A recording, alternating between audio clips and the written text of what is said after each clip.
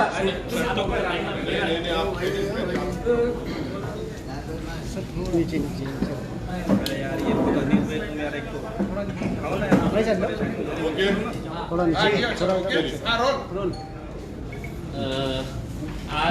पूरे महाराष्ट्र के जितने भी ज़िले हैं उन ज़िलों के जितने भी हमारे मजलिस इत्तेहाद मुस्लिमीन के पदाधिकारी है, ऑफिस बेरर्स हैं, उन सबको यहाँ पर बुलाया गया था और एक रिव्यू लिया गया है कि कौन कौन से डिस्ट्रिक्ट के अंदर कहाँ पे कैसी पोजीशन है, आने वाले विधानसभा इलेक्शन को देखते हुए कहाँ कहाँ पर मजलिस इलेक्शन लड़ सकती है, कौन कैंडिडेट हो सकते हैं, इन बातों के ऊपर चर्चा की गई है। बहुत पॉजिटिव रहा है और जो लोगों का एंथुजियाज़म, जो लोगों का जोश है वो यकीनन जोश बरकरार है।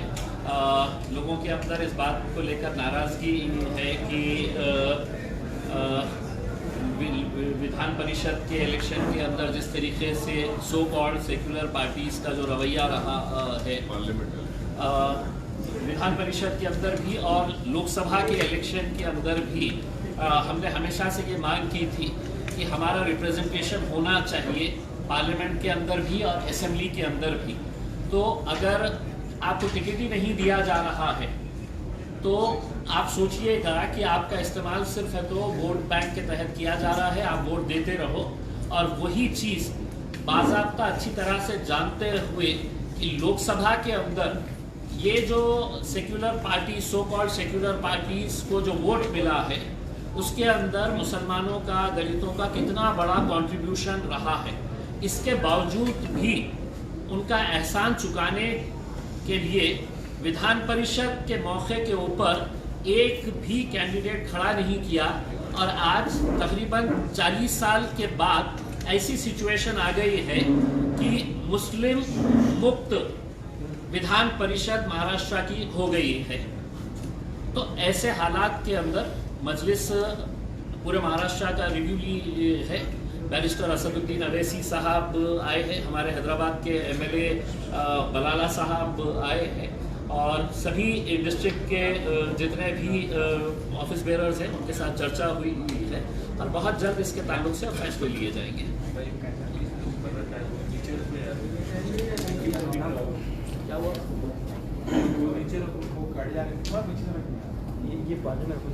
हाँ चलिए, महाराष्ट्र में कितनी सीट मिलेगा? देखिए अभी आज के दिन हमने एक रिव्यू लिया है कि कहाँ कहाँ पे हम स्ट्रॉन्ग हो सकते हैं, कहाँ कहाँ पर। तो नंबर्स तो मैं नहीं बता सकूँगा लेकिन यकीनन हम काफ़ी अच्छी जगहों के ऊपर इलेक्शन लड़ेंगे और बहुत मजबूती के साथ लड़ेंगे।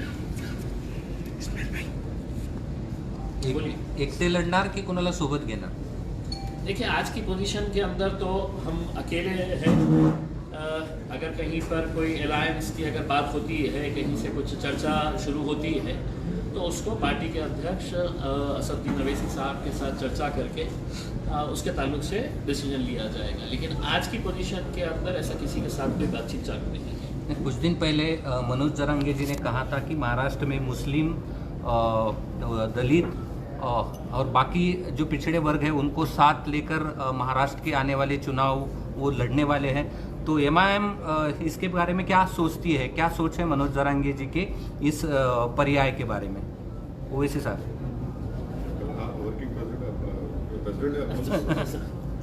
देखिए एमआईएम को भले ही आप एक अलग नज़रिए से देखते हैं लेकिन हम ऐसा कास्ट बेसिस के ऊपर कि ये जाति के लोगों के साथ में मिलकर हम इलेक्शन लड़े। हमारे पास आज के दिन है तो अलग अलग जाति, धर्म और मज़हब के लोग जो है वो एमआईएम के साथ जुड़ रहे हैं। तो जरांगे पाटिल साहब ने जो कहा है आने वाले वक्त के अंदर पॉलिटिकल सिचुएशन सिनेरियो क्या होने वाला है ये देखने को मिलेगा। हर रोज़ कुछ ना कुछ महाराष्ट्र के अंदर पॉलिटिकल डेवलपमेंट हो रहा है। आज जो है एक पार्टी के अंदर है वो रात होए तक दूसरी पार्टी में चले जाता है, सुबह होए तक तीसरी पार्टी में चले जाता है। तो अगले कुछ दिनों के अंदर बहुत कुछ बदलाव आने वाला है। उसके बाद डिसीजन लिया जाएगा अगर किसी को साथ में लेकर चलना है तो। संजय राउत ने कल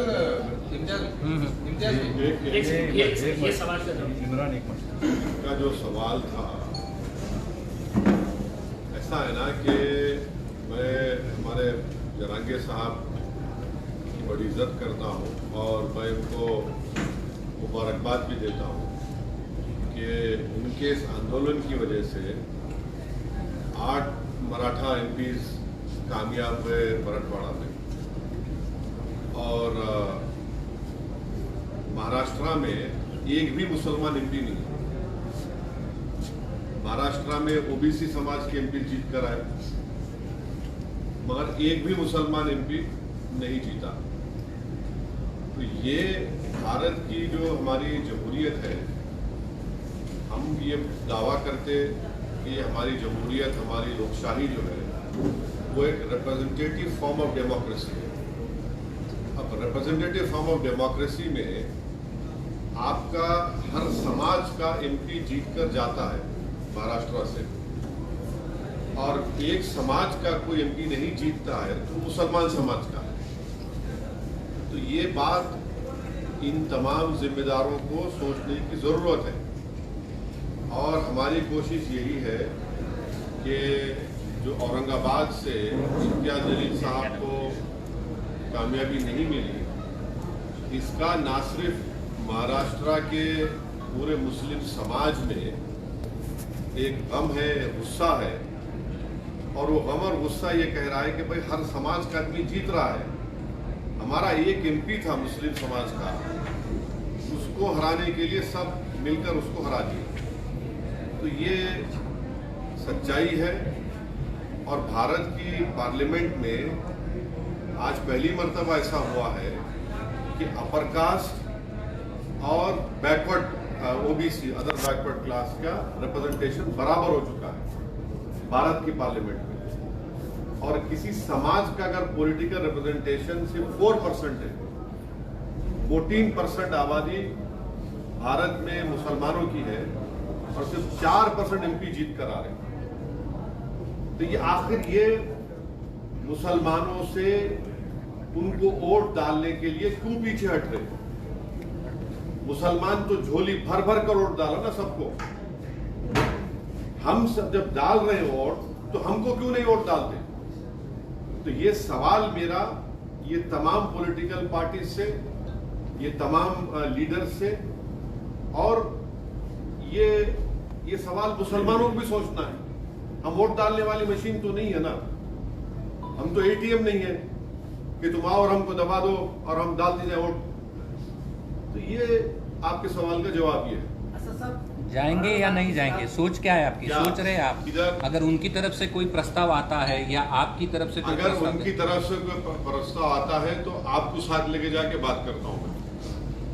मैं हमेशा जो है मैं जरांगे साहब, सुनिए एक मिनट, मैं जरांगे साहब को मुबारकबाद देता हूँ कि वो खड़े हुए अपने समाज के लिए, और उनके खड़े रहने की वजह से 8 मराठा एमपी को उन्होंने कामयाब कर दिया। बीड़ से उन्होंने पंकजा मुंडे को शिकस्त हो गई। तो ये उनकी कामयाबी है। ये मगर कामयाबी जहां उनकी हो रही है, जो मुस्लिम समाज की कामयाबी क्यों नहीं हो रही है? और ऐसा ही हमको लड़ना है मुस्लिम समाज को भी अपने राइट्स के लिए, और इंशाल्लाह हम वो कोशिश कर रहे हैं, करेंगे। दूसरी पार्टियां तो सिर्फ दूसरी पार्टीज तो सिर्फ मुस्लिम वोट को लेना चाहती है, कैंडिडेट नहीं दे सकते। तो इम्तियाज साहब ने सही कहा, आज आपके महाराष्ट्र काउंसिल में ना, काउंसिल में तो कोई नहीं है मुसलमान। तो ये महाराष्ट्र के 11% मुसलमानों के लिए बहुत ही तकलीफदेह बात है। अगर उनकी तरफ से कोई बातचीत होती है, हम बराबर बात करेंगे। वैसा हम अपने दरवाजे बंद नहीं करें।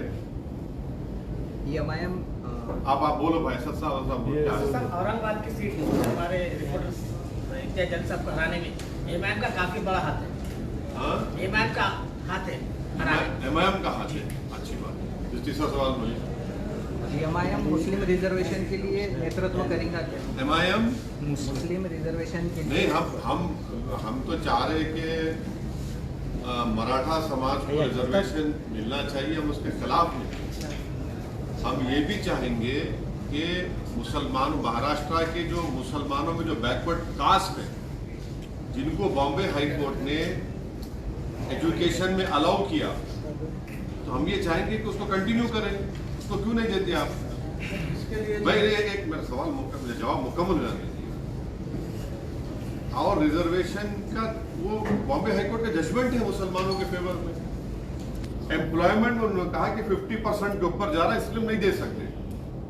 तो आज भी हम इस बात का डिमांड करते हैं कि नरेंद्र मोदी की गवर्नमेंट और मोदी अपने आप को पार्लियामेंट में खड़े होकर सीना पे हाथ मार के बोले बैकवर्ड क्लास का नेता मैं हूं, तो नरेंद्र मोदी अगर वाकई में बैकवर्ड क्लास से मोहब्बत करते हैं, जो इस देश की 50% ज्यादा आबादी है, तो पार्लियामेंट में बिल लेकर आओ। आप 50% की जो लिमिट को ब्रीच करो, पूरे पॉलिटिकल पार्टी सपोर्ट करेंगे उसको। लेकर आइए ना बिल आप, और यकीनन मिलना चाहिए। जहां पर आप हम मराठाओं को मिलना चाहिए, वहीं पर मुसलमानों को भी मिलना है। मुसलमान के नहीं, मुसलमान जो बैकवर्ड कास्ट है उनको मिलना चाहिए। लेकिन 24-60 का अरसा गुजर चुका है। 1999 में हाईकोर्ट ने ऑर्डर किया था, तो नहीं, हाईकोर्ट का ऑर्डर जो आप बोल रहे हैं 2014-15 का है। कांग्रेस गवर्नमेंट जो है जाते जाते उसको इशू कर दिए जीआर को। वो हाईकोर्ट में चैलेंज हुआ था, तो हाईकोर्ट का जजमेंट इतना वो चल रहा जरूर, मगर जो मराठा समाज आज खड़े होकर अपने हक के लिए लड़ रहा है, मैं उनको मुबारकबाद देता हूं। और महाराष्ट्र के मुसलमानों को भी इनको देखना चाहिए और इनसे हमको सीखना चाहिए। लोकसभा चुनाव में बहुत सारे मतदार संघ में मुस्लिम फिर से एक बार कांग्रेस के सामने खड़ा होता है नजर आए। विधानसभा आप आपकी पार्टी, मैं वही तो आपको कह रहा हूँ कि हम वही तो कह रहा हूँ कि हम वोट डालने वाले बन गए, सिर्फ वोट लेने वाले नहीं बन रहे हम। और इसी वजह से पॉलिटिकल पार्टी जो है मुसलमान को ना टिकट देते। पूरे महाराष्ट्र में इंडिया अलायंस ने एक भी मुसलमान टिकट नहीं दिया। नरेंद्र मोदी तो बोल दिए हमको हम घुसपैठी हैं, तो कहां घुसपैठी टिकट देंगे वो। तो हम तो सिर्फ वोट डालने वाले बन गए, और एक कैंडिडेट था, पूरे मिलके उसको हराने पे बैठ गए। तो ये औरंगाबाद से जो वर्डिक्ट गया है, ये एमआईएम पार्टी नहीं जीती मत समझिए, बल्कि महाराष्ट्र का एक मुसलमान ये कह रहा है कि भाई तो हमारी आवाज थी इम्तियाज जलील। इम्तियाज जलील हमारी एक पॉलिटिकल एक शख्सियत थी जिसको सबने मिलकर हराया। आज इलेक्शन तो हो गया, मगर सब जगह से तकलीफ यही थी कि भाई हमने आपको परभनी में वोट दिया, हमने आपको नांदेड़ में वोट दिया, हमने आपको धुलिया में वोट दिया, हमने आपको मुंबई में वोट दिया, थाने में दिया, आपको हर जगह दिया। मगर जब इम्तियाज जलील का नाम आ गया, सबके सब सूद हो गए। तो ये मैसेज है। लेकिन पिछली बार तो वंचित की वजह से जीते थे ना। पिछली बार वंचित साथ में थे इसलिए जीते थे, इस बार अकेले हैं। नहीं, आपका ये सवाल है, ये आपका ये मानना नहीं। देखिए, अगर आप जर्नलिस्ट है तो अपने ऑब्जर्वेशन आपको तक रखिए, आप सवाल करिए मेरे से। ये आपका ऑब्जर्वेशन हो सकता है, मैं डिसएग्री करता हूँ।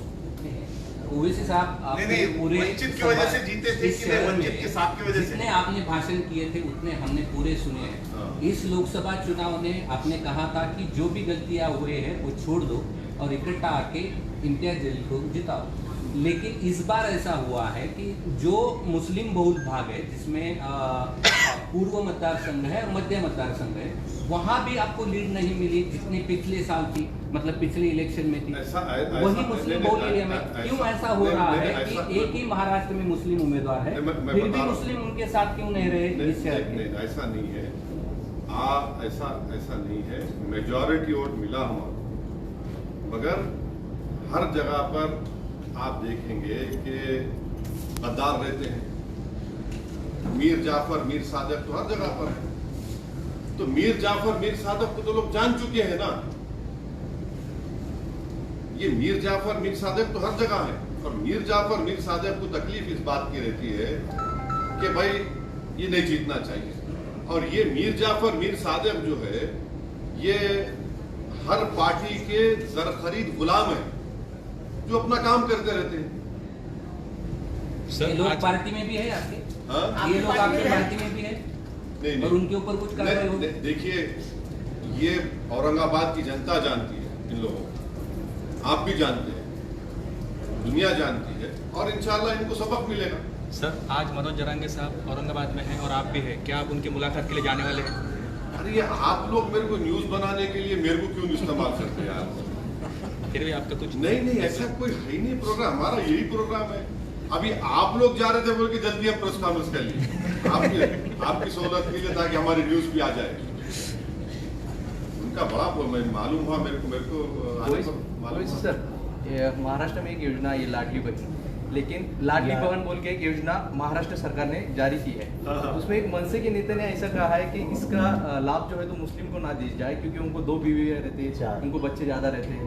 उनको 4 बीवियां। अच्छा, तो जिसकी मिस्ट्रेस है कि उसको भी मिलना नहीं मिलना, जिसके माने जो शादी नहीं करके लिव इन रिलेशनशिप करके बच्चे भी हो जाते हैं, उनको मिलना नहीं मिलना। हाँ, अब आप बोलेंगे नहीं, जो बाप शराब पीता उसकी बेटी को नहीं मिलना, तो पूरे के पूरा उठ हो जाएंगे फिर तो तानिक पूरा पीते 6 बजे की। ये हर चीज मुसलमान को ला लेना कि बच्चे ज्यादा पैदा करते, क्या वही बोल रहा बच्चे ज्यादा पैदा करते, वो पागल है बोलने वाला। उन्हें अगर पढ़ लिखता, थोड़ा नेशनल फैमिली हेल्थ सर्वे पढ़ लेता वो दीवाना, तो उसकी आंख खुल जाती कि TFR रेट गिरा है। तो जाहिल है उन्हें, उसको सिर्फ एक ही 1 पॉइंट एजेंडा है, नफरत करो मुसलमानों से। जैसा नरेंद्र मोदी अपना भाषण बोले थे पार्लियामेंट में कि घुसपैठी है, बच्चे ज्यादा पैदा कर दे, और मंगलसूत्र छीन के ले जाएंगे, भैंस खींच कर लेके जाएंगे, तो उन्होंने बोले ज्यादा बच्चे पैदा कर दे। अरे प्यारे, तुम जिसके इशारों पर कठपुतली बने हुए हैं, नरेंद्र मोदी को भी 6 भाइयां हैं, अमित शाह को 6 बहनें हैं। अब उसका जिम्मेदार कौन है? अब कौन जिम्मेदार है उसका, बोलो ना। तो ये इनका नफरत है। अगर वो एम्पिरिकल एविडेंस पढ़ते तो खैर आपके जरिए से उनको ज्ञान मिल गया आज।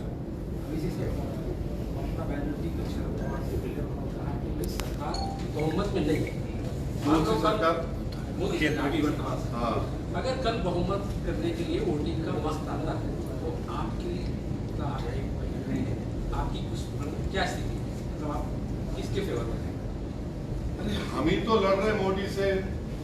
घुसपैठी हमारे को बोल दिए, ममता बनर्जी घुसपैठी बोले, मंगलसूत्र छीन के चोरी का हमको देने का किसका बोले, हमको बोले, मुस्लिम कम्युनिटी को बोले, किसकी भैंस चोरी करके दी जाएंगी, चोरी का हमको बोले।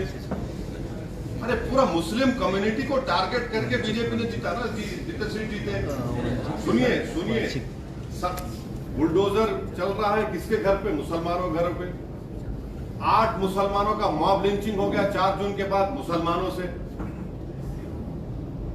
अरे भाई, निशाना तो हम बन रहे हैं ना, तो हम ही तो मुखालिफत कर रहे बीजेपी की, इलेक्शन में भी कर रहे, जान भी हमारी जा रही, घर भी हमारा टूट रहा, बच्चे ही हमारे जेल को जा रहे, तो हम ही तो मुखालिफत कर रहे बीजेपी की।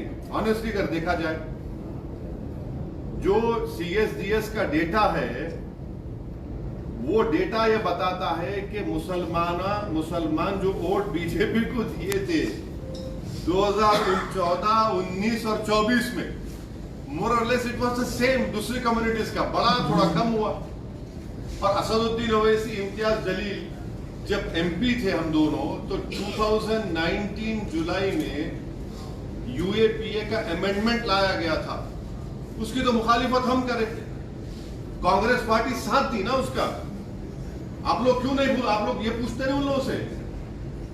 आपको पूछना चाहिए कांग्रेस पार्टी से, NCP से पूछना चाहिए कि आपने UAPA क्यों सपोर्ट किया, जिसकी वजह से स्टैन स्वामी जहां एक 85 ईयर ओल्ड बूढ़ा मर गया जेल में, भीमा कोरेगांव के लोग जेल में रहे, बच्चे जेल में आज भी।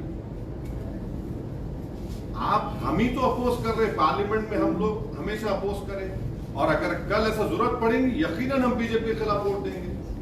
मगर हर चीज पे टारगेट तो हम है ना, नुकसान तो हमारा हो रहा। हमारी पार्लियामेंट में हमारी मेंबरशिप रिप्रेजेंटेशन 4% है, अपर कास्ट का OBC का बराबर हो गया। जेलों में सबसे ज्यादा मुसलमान, दलित, आदिवासी है। घर सबसे ज्यादा बुलडोजर पे तोड़े जा रहे हमारे मुसलमानों के।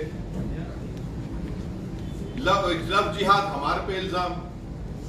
तो हर चीज का हम पे सवाल भी हमसे होता है। मर्रो मैं और मेरे को बोलेंगे तुम उनका साथ देंगे नहीं देंगे। अरे भाई आपकी तो सवाल कम से कम हकायक को देखकर तो करो ना। नहीं आप मैं बोल दिया आघाड़ी के साथ में नहीं मैंने आपको सवाल का जवाब दे दिया। अगर ये आप ये नहीं कि पूछते कि भाई इम्तियाज जलील क्यों आ रहा है आप लोग, इम्तियाज जलील क्यों आ रहा है, ये पूछना चाहिए लोगों को। ये एक MP था मुस्लिम, आप हराए उसको। सर आपके 25 नगर से 288 सीटें हैं ऐसे। आप कितने सीटें थे? इम्तियाज साहब महाविकास आघाड़ी की कितने सीट गिराने का प्लान है? महाविकास आघाड़ी की सीट कितने गिराना है? क्या प्लान है आपका? पूरे 48 लोकसभा सीट में एक मर्द खड़ा हुआ था जिसका नाम इम्तियाज जलील था। पूरे मिलके उसको हराने पे लगे। साहब सॉरी एक मिनट ठहरिए। आप गिराने की बात कर रहे हैं, इम्तियाज जलील गिराने में सबका हाथ है। कोई सामने से हमला करा, कोई पीछे से करा, कोई साइड से करा, वो सब महाराष्ट्र की जनता देख चुकी है। सुनिए सुनिए सुनिए सुनिए, आपका सवाल हो गया, जवाब सुनो। बात हम एक पॉलिटिकल पार्टी है, हम लड़ते हैं, हम जीतने के लिए लड़ते हैं, किसी को हराने के लिए गिराने के लिए नहीं। ये कोई कुश्ती का दंगल नहीं है कि जीत करके गिरा देना, कि बॉक्सिंग मैच नहीं है पंच मार के गिरा देना। एक जमहूरियत डेमोक्रेसी में एक डेमोक्रेटिक पॉलिटिकल फाइट होती है। प्रकाश अम्बेडकर को आपने 100 सीटें मांगी थी, तब आप साथ में थे। नहीं आपको नहीं, आप झूठ बोल रहे हैं, आपको नहीं मालूम, झूठ बोल रहे हैं आपको झूठ बोल रहे हैं। आप देखिए आप सवाल करिए, अपना ऑब्जर्वेशन मत दीजिए। आपका ऑब्जर्वेशन है बाहर लेके जाइए। एज अ जर्नलिस्ट आप सवाल करिए, मैं सुनने तैयार हूँ। मगर अलायंस क्यों टूटा, जब मैं किताब लिखूंगा बताऊंगा। हमारी वजह से नहीं टूटा। आने वाले वक्त में अभी जाएंगे क्या? प्रिकॉशन क्या लेंगे? आने वाले क्या, आने वाले वक्त में अलायंस की गुंजाइश है क्या? किससे? वंचित से। अब कौन अलायंस करना चाह रहा, हमसे कोई बात करेगा तो हम बात करेंगे। अभी तक तो कोई बात नहीं करे, कोई बात ही नहीं हुई अभी किसी से हमारी। सर जलील साहब विधानसभा में मोदी हुकूमत इमरजेंसी हालात है, ऐसे संजय राउत ने कहा है। मोदी हुकूमत इमरजेंसी हालात में है, इस तरह का है। मोदी दौरे हुकूमत इमरजेंसी यकीनन इंदिरा गांधी ने नाफिज किया था। नरेंद्र मोदी सरकार में सबसे ज्यादा UAPA का इस्तेमाल मुसलमानों पर, दलितों पर, आदिवासियों पर हुआ। नरेंद्र मोदी जब प्राइम मिनिस्टर है 10 साल में सबसे ज्यादा घर तोड़े गए बुलडोजर से मुसलमानों के। मॉब लिंचिंग पहले भी होती थी, मगर 10 साल में सबसे ज्यादा मुसलमानों की हुई। जब से नरेंद्र मोदी प्राइम मिनिस्टर बने, मुसलमान एक पॉलिटिकल आउटकास्ट हो गया।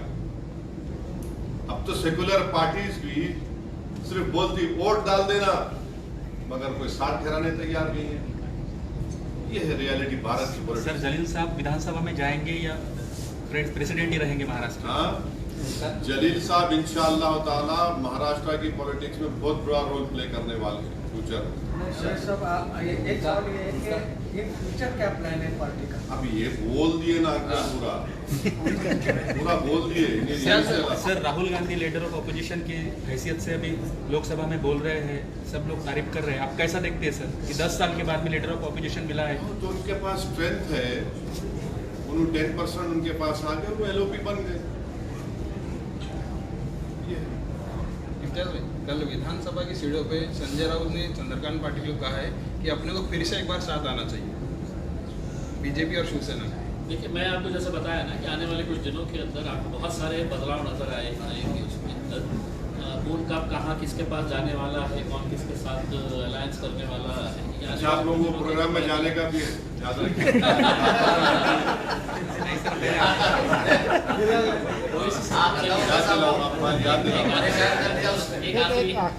लोकसभा चुनाव के बाद आप पहली बार रेस ले रहे हैं जब यहाँ पे, तो ये जो महायुति को जो फटका बैठा है अजित पवार साथ में जाने के लिए, महायुति के साथ अजित पवार साथ में गए, इसीलिए महायुति की सीट लोकसभा में अच्छे खासे गिरे। तो आप कैसे देखते हैं ये महायुति सरकार को विधानसभा के नजर से? देखिए, उसमें मैं कैसा बोलूं किसी और पार्टी के बारे में? मैं तो मेरा गम बयान कर रहा हूं, मैं तो मेरी तकलीफ आपको बयान कर रहा हूं। मैं तो बयान कर रहा हूं कि किस तरह से मेरे जो ख्वाब थे, मेरी जो उम्मीदें थी, उसको सब मिलकर तोड़ने की कोशिश करें। सर ऐसा कहा मेरा मैं कोई मेरा गम भी तो समझे, कोई मेरे ख्वाबों को भी तो कोई देखे, कोई मेरे वजूद को तो माने। अब मैं कब तक दूसरों के बारे में बात करूं? कब तक? 50 साल हो गए, 18 लोकसभा के इलेक्शन हो गए, मैं कब तक उनके ख्वाबों को पूरा करूंगा? मैं कब तक अपने आप को खत्म करके अपने उनके महलों को तामीर की इजाजत दूंगा? मैं कब तक अपनी उम्मीदों को और अपने ख्वाहिशात को दबा दूंगा किसी और की खुशी के लिए?